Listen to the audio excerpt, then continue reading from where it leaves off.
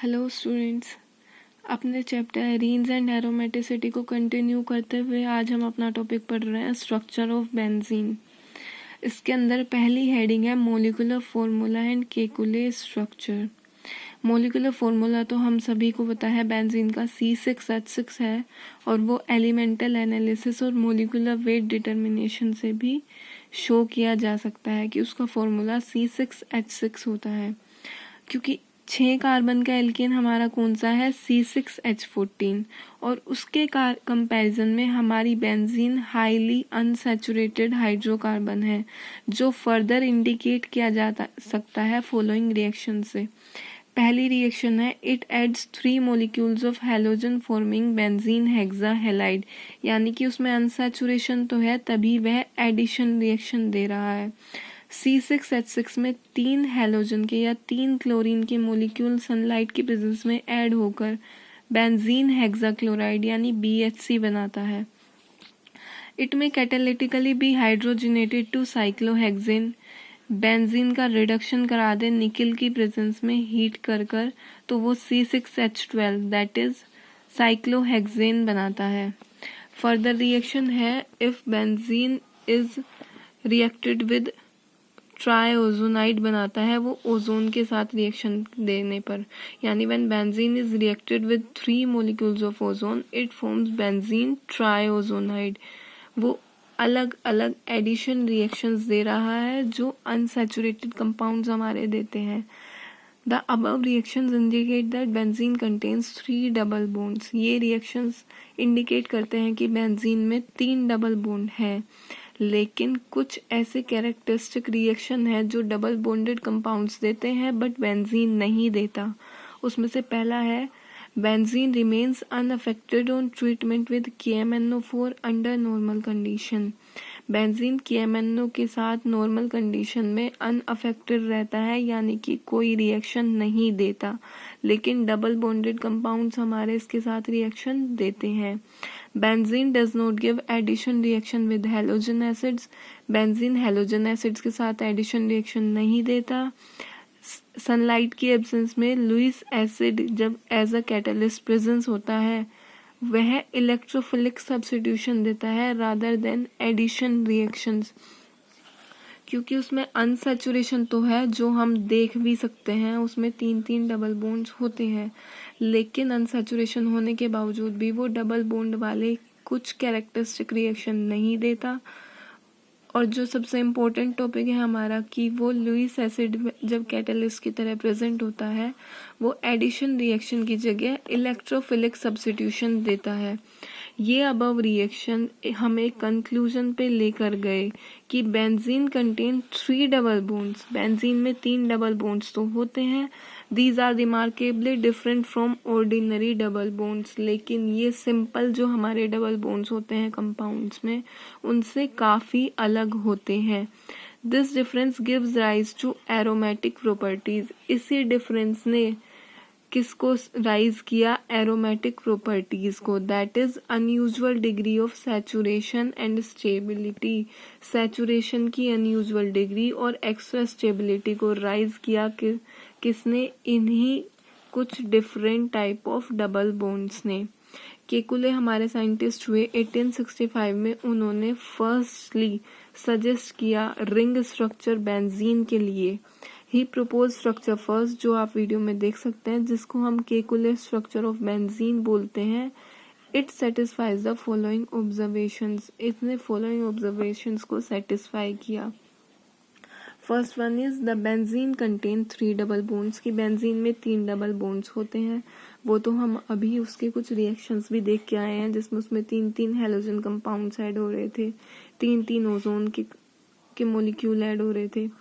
All the carbons and hydrogen atoms in benzene are equivalent. Benzene के सारे hydrogen और carbon bond equivalent होते हैं, बॉन्ड नहीं, एटम्स इक्विवेलेंट होते हैं, इसलिए उसका एक ही मोनो सब्स्टिट्यूटेड डेरिवेटिव हो सकता है।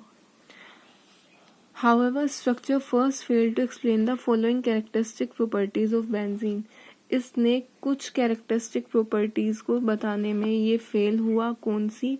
कि बेंजीन की हीट ऑफ हाइड्रोजनेशन की एक्सपेरिमेंटल वैल्यू बहुत कम आती है, दैट इज़ -49.8 होती है, जो कि उसकी जो हम थियोरेटिकल वैल्यू निकालते हैं जो 85.8 होती है।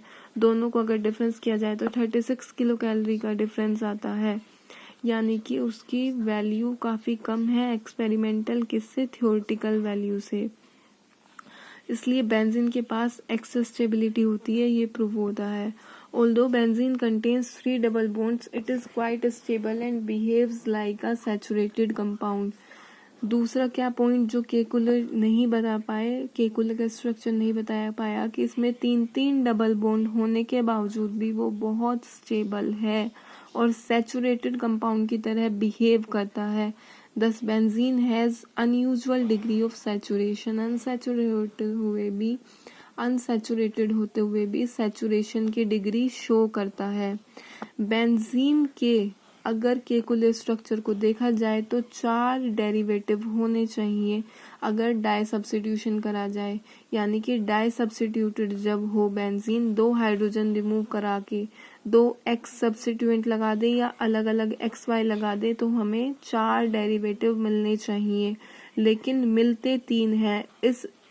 इसको देखते हुए भी केकुले का जो स्ट्रक्चर है वो इन सबको डिफाइन नहीं कर पाता। चार डेरिवेटिव कैसे होने चाहिए? बेंजीन के हमने कार्बन की नंबरिंग कर ली, अगर सेकंड कार्बन पे हमारा सब्स्टिट्यूएंट लगा है तो एक डेरिवेटिव ये हो गया, अगर थर्ड कार्बन पे लगा है तो ये वाला डेरिवेटिव हो गया, फोर्थ कार्बन पे लगा है तो ये वाला, और अगर हम 6 कार्बन पे लगा दे, जो आप देख सकते हो सेकंड वाला और फिफ्थ वाला दोनों अलग अलग हैं, इसमें यहाँ इनके बीच में सिंगल बॉन्ड है और यहाँ पर डबल बॉन्ड है, तो दोनों अलग होने चाहिए। लेकिन जो हमारे एक्सपेरिमेंटली मिलते हैं वो हमें 3 ही इसके डेरिवेटिव मिलते हैं डाई सब्स्टिट्यूटेड। आप पिछली वीडियो में भी देख चुके हो, ऑर्थो, मेटा एंड पैरा। इसको समझाने के लिए केकुले ने कई सारे फॉर्मूले, केकुले ने और जो अलग अलग साइंटिस्ट थे उन्होंने अलग अलग बेंजीन के हमें फॉर्मूले दिए, जिनको आप देख सकते हो अलग अलग स्ट्रक्चर के साथ, जो कि सभी रिजेक्ट हो गए बाद में। इन 1872 केकुले ने पॉइंट आउट किया कि बेंजीन के जो कार्बन हैं उनके जो कार्बन सिंगल बॉन्ड है वो कभी तो कार्बन कार्बन सिंगल बॉन्ड की तरह बिहेव करता है, कभी कभी कार्बन कार्बन डबल बॉन्ड की तरह बिहेव करता है। जैसे कि आप 2 स्ट्रक्चर देख पा रहे हो, first A and first B. इन दोनों में ये जो डबल बॉन्ड है ये कॉन्टिन्यूअस वाइब्रेशन में है, यानी कि डबल बॉन्ड मूवमेंट में है, कभी सिंगल बन रहा है कभी डबल बन रहा है, तो उनके बीच में कंटिन्यूअस ओसिलेशंस हैं डबल और सिंगल बॉन्ड के बीच में। इसलिए बेंजीन ना इस स्टेट में रहता ना इस स्टेट में रहता, दोनों आपस में इंटरचेंज होती रहती हैं। इसलिए इसने कोई डिफरेंस नहीं छोड़ा, 2 अलग अलग ऑर्थो पोजीशन अभी आप लास्ट पेज पे देख के आए हो उनके बीच में। इसलिए बेंजीन का एक ऑर्थो, एक मेटा और एक पैरा डेरिवेटिव होता है, क्योंकि ये आपस में इंटरचेंज होते रहते हैं और ये डबल बॉन्ड कभी सिंगल ही रहता है, तो ऑर्थो हमें एक ही आइसोमर मिलेगा, ऑर्थो, मेटा और पैरा एक ही ऑर्थो मिलेगा। If the modified structure of benzene as suggested by Kekulé is considered to be correct, अगर केकुले ने जो मॉडिफाइड स्ट्रक्चर दिया कि दोनों आपस में इंटरचेंज होते रहती हैं पोजीशन, तो हमें correct structure is considered to be correct. अगर उसको हम करेक्ट माने तो थियोरेटिकली अगर हम देखें, one should get 3 molecules of glyoxal, 1 molecule of dimethyl glyoxal and 2 molecule of methyl glyoxal from the ozonolysis of 2 molecule of orthoxylene। xylene तब होती है जब टोल्यून पे एक और एल्काइल यानी मिथाइल ग्रुप ऐड हो जाता है, ऑर्थो पोजीशन पे होगा तो वो ऑर्थोजाइलिन होगी। जब 2 ऑर्थोजाइलिन के मोलिक्यूल की हाइड्रोलिसिस कराते हैं तो हमें एक क्या मिलता है, डाइमिथाइल ग्लाइऑक्सल। 3 मिलते हैं हमें ग्लाइऑक्सल और 2 मिलते हैं मिथाइल ग्लाइऑक्सल। अगर हम इन दोनों को इंटरचेंज होते हुए करेक्ट माने कि जो केकुले ने बताया कि दोनों आपस में इंटरचेंज हैं, यानी कि उसका डबल बॉन्ड कभी सिंगल की तरह बिहेव करता है, कभी सिंगल बॉन्ड डबल की तरह बिहेव करता है, तो हमें ये कंपाउंड्स मिलेंगे ओजोनोलिसिस कराने पर 2 ऑर्थोजाइलिन की। तो however the modified Kekulé structure for benzene also fails to explain the extra stability and carbon-carbon bond length of benzene। वह यह तो प्रूव कर पाया केकुले का स्ट्रक्चर, लेकिन यह नहीं कर पाया कि बेंजीन एक्स्ट्रा स्टेबल क्यों होती है, उसके कार्बन कार्बन बॉन्ड लेंथ के बारे में भी नहीं समझा पाया। आगे के टॉपिक हम अपने नेक्स्ट वीडियो में डिस्कस करेंगे। Thank you.